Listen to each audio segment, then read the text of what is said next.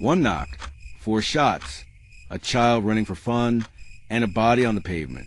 In southeast Houston, a game called Ding Dong Ditch ended in a mortag. What happened between a doorbell and a death certificate? The first question the city asked, was it self-defense or murder? Saturday, August 30th, 2025, just before 11 p.m., the neighborhood sits east of the Loop near Racine Street and Mimbro. Kids dart between porches, giggling. The plan is simple: ring, run, laugh. It's an old prank in the era of new cameras.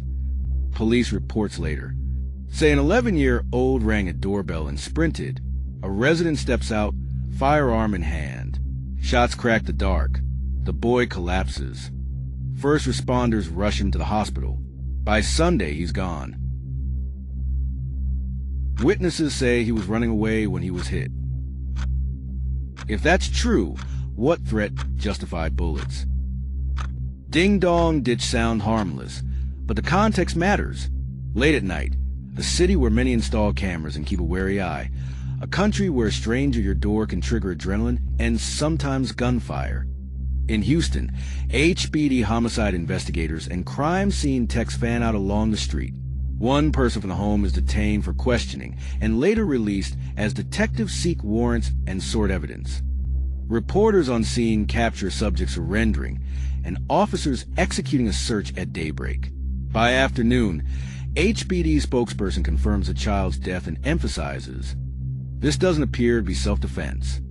As outrage spreads, the child's name remains withheld pending confirmation by the medical examiner.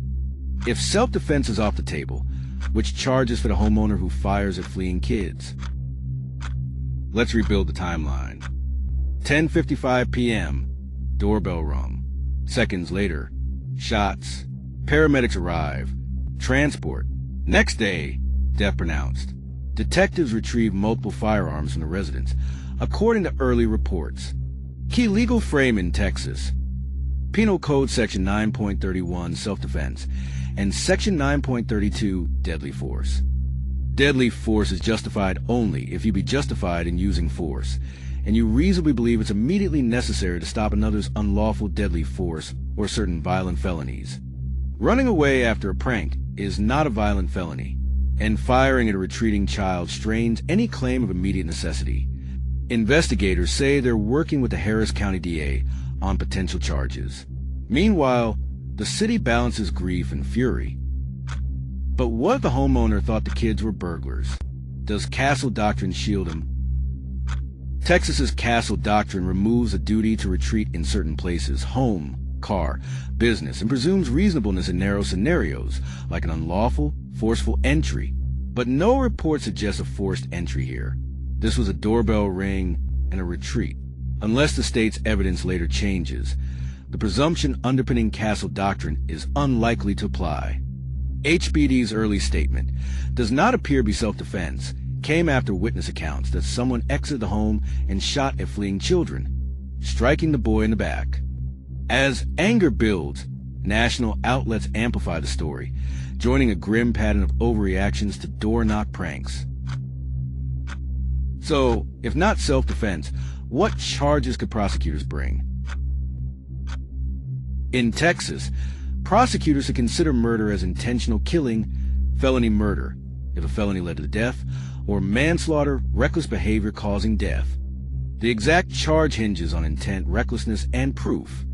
HBD's public-facing incident update notes the investigation is active, names withheld, evidence being processed, charging decision pending with Harris County. But this case isn't only about one shooter, it's about us. What are we bringing to the door when someone knocks, community or crosshairs? A child's game should end with scolding, not a trauma team. This case is about fear, how it fogs judgment, about power, who holds a gun, who bears a risk, about trust, how thin our social fabric has worn. Look closely at the statutes and you'll see a word repeated. Reasonable. Reasonable fear. Reasonable belief. But reason evaporates when we prime ourselves to interpret every knock as a home invasion.